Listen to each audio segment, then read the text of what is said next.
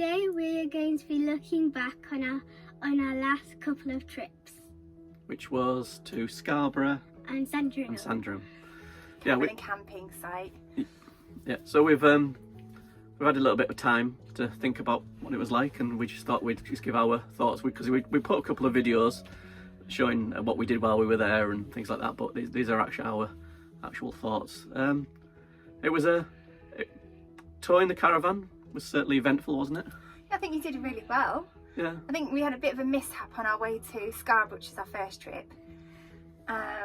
We hitched up absolutely fine at the storage yard, and towards the beginning of the trip we kind of took the wrong turn.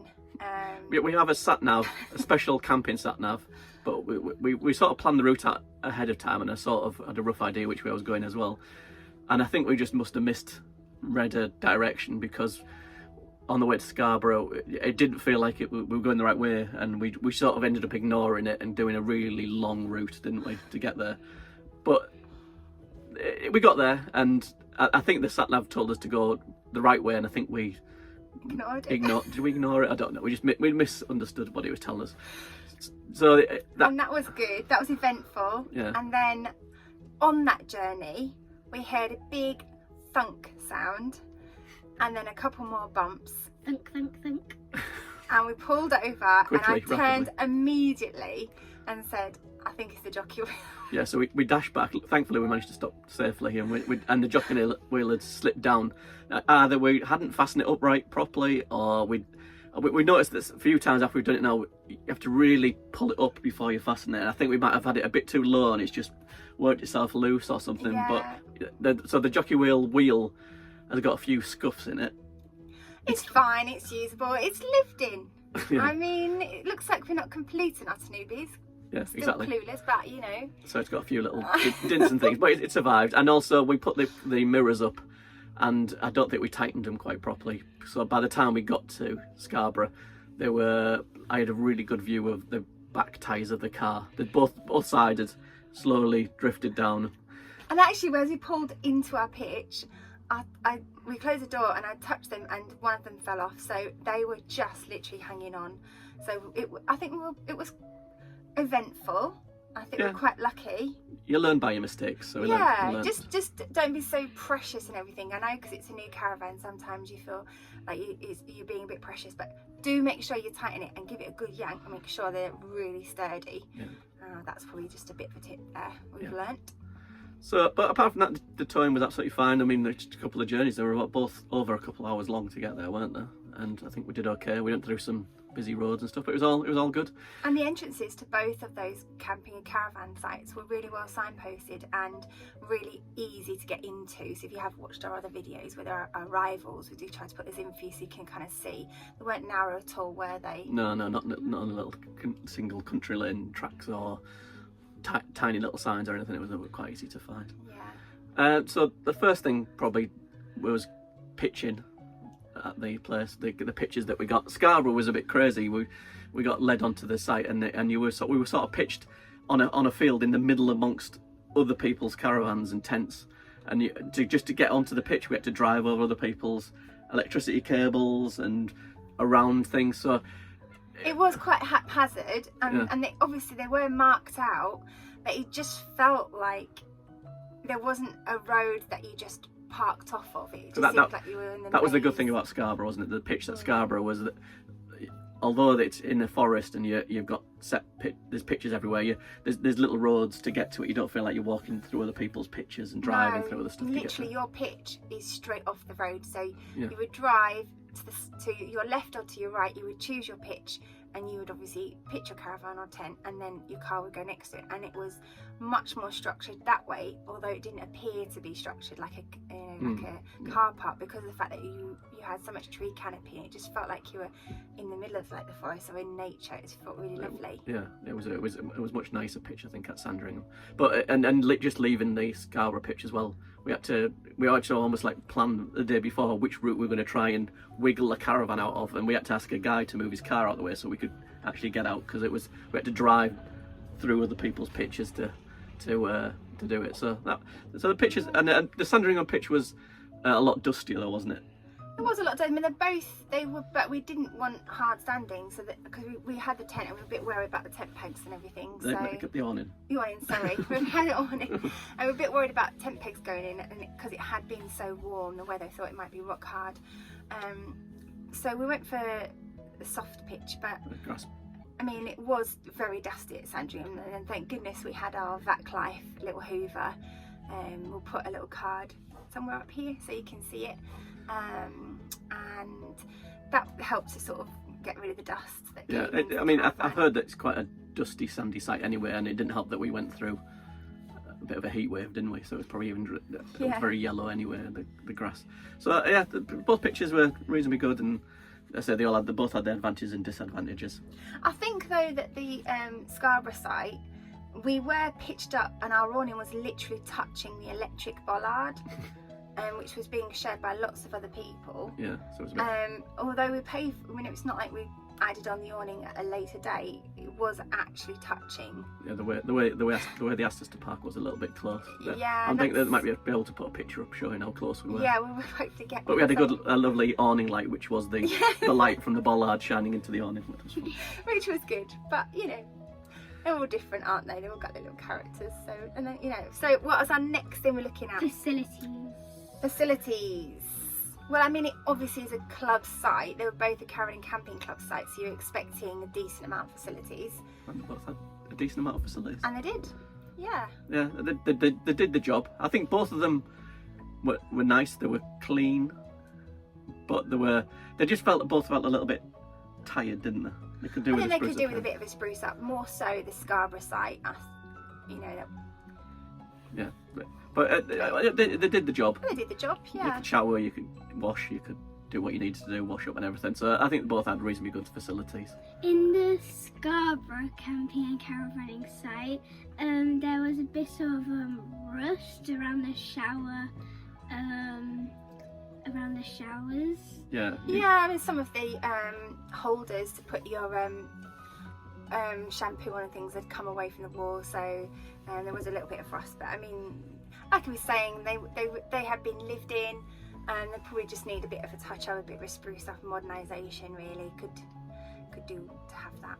Yeah, and the good facility, the Scarborough site had an on-site shop, which was very useful for getting the essentials. An But expensive ice cream. Yeah, and cash only, which was something that we don't carry. We're a bit like the Queen, don't carry cash.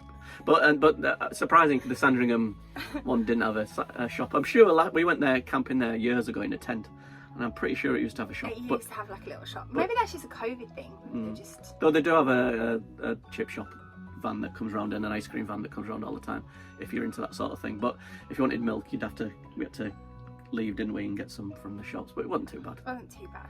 And overall, both did the job, didn't they, and got what we paid for, sort of thing. And then things to do nearby. Well, I was just about to say, I've been on a few runs from both of the sites actually, and the Cleveland Way, which I think you guys actually went down, didn't you? I went for a walk down Over there. the cliff. I didn't actually run down that, but apparently that was supposed to be beautiful along the cliffs there. And Both sites were really good for like nearby walks and runs, if you're that way inclined. So you could, you could in Sandringham you could go through a walk through the forest. In Scarborough, you were straight across the road and you were off along the cliffs and the Cleveland Way. So they both had things nearby to do. Obviously Scarborough, you're right virtually in Scarborough, so you just a couple of minute drive and you're at the beach and all the things that Scarborough has, all the amusements and stuff. So that was pretty good. Sandringham again, it was only a 10-minute drive and you were to the beaches, Hunstanton and everything like that. So there was things and lots of. We joined the National Trust while we were there, and there was lots of sites near there to go and visit. So In Sandringham, there was the Sandringham Estate that we went to, and it was really nice. They had this really big playground, and there were shops, and there was this huge field for you to play on, and I really liked that. yeah, and it was actually free. That climbing frame, they had like a huge climbing play area for the children. That was all sectioned off. That was all completely free for them to go on. yeah. So we actually walked to it from the campsite. I think it was about just over a 1 mile route, and it was just straight there. And the roads are pretty clear as well. Yeah, you're walking through the estate, they're very quiet. And that was perfect. If you wanted to go there, I think that parking was about £6 for a few hours, but nice shop, nice ice cream there. Yeah. They say that the play area was free, but you had to pay about 25 quid for a sandwich from the shop. So they did get the money back. They did do a really nice vegan sausage roll though. So yeah, I think both sites had plenty of stuff to do for families. Both really good family sites and plenty of nice family things to do, whether it was going to the beach or whether it was going to see some old buildings and priories that we like to do anyway. And we love a good castle, don't we? Yeah, castle. So we got our use out of our English Heritage Pass as well. We started to really start planning. When we get somewhere, we'll take the English Heritage book out and we'll have a look and see what's around, and then we'll just head for that place first. Yeah, so I think overall, I think they were both very comparable. I personally, when we were at Sandringham for a little bit longer, we were there for 7 nights. I think Sandringham edged it for me. I think that was my favourite of the two, but they were both really nice. We had both nice holiday. They were both quite busy. If you like family holidays, and then there was lots of other campers on there. It was really good for Esther because she could disappear off to one of the playgrounds, and she met lots of friends there. I made like 3-5 friends. Yeah. So and they both sort of did the job really, didn't they? Yeah, we did go through a bit of different weather at both of the sites. Like at Sandringham, we had beating hot sun and the tree canopy was fantastic for that. But we also did have quite a lot of rain, but it did dry up quite quickly. At Scarborough, with it just being quite an open field, we did get quite a big breeze, and at one point it was a gust of wind, wasn't it? Yeah, the awning on the left side, the corner, that's where the wind was coming from, and it just caved in slightly one evening, didn't it?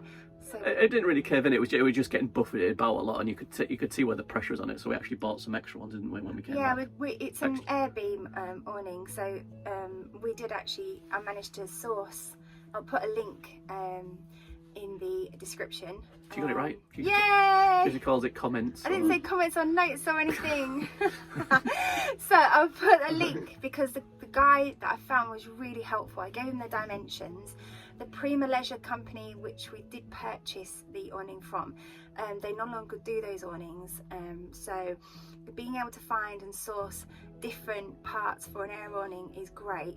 So I'll put the link anyway, so you can contact them if you need any replacements, or if you want to get some additional air. I think they're called veranda beams. They're the ones that go sort of like at waist height around the window area. I mean, the awning would have stood up without it, but it just felt a little bit more secure with them in. So we just thought for peace of mind we'd get and having spares. And having spares in case one pops, because things pop, don't they? Yeah. So yeah, but I say overall, considering we've only been away a couple of times, and we're new to caravanning. New to actually being caravanners rather than going on caravan holidays. We had a really good time doing it ourselves. Just letting parents or grandparents do it. Yeah, we've had some really good times, and we're just itching to go away again. It's just the holidays are coming to a close, but I'm sure we'll be picking up long weekends here and there, and we've got to plan our next trip. So if you've got any ideas in this sort of Yorkshire area or surrounding areas of good sites to go for the family and plenty of things to do and see, do leave them in the comments for us. I nearly said description or notes there. And also, if you do anything slightly differently, if you're going away just for a weekend, is there anything, if you can comment below, if there's anything specifically that you do, if it's slightly different, if you're going away for a shorter time, like just a weekend, do you always leave the awning, or do you always take the awning? Do you maybe pack slightly differently? That would be really interesting to know as well. Yeah. Well, thanks for watching anyway, and you can we'll put links and things to the actual holiday videos, and thanks for watching. Thank you for watching. I really appreciate your support. It's been really great to see the subscriber numbers going up, so I feel like we're not just sat here talking to ourselves. Thank you guys. Thank you. Make sure to subscribe. Bye. Bye. Hi, guys. Oh.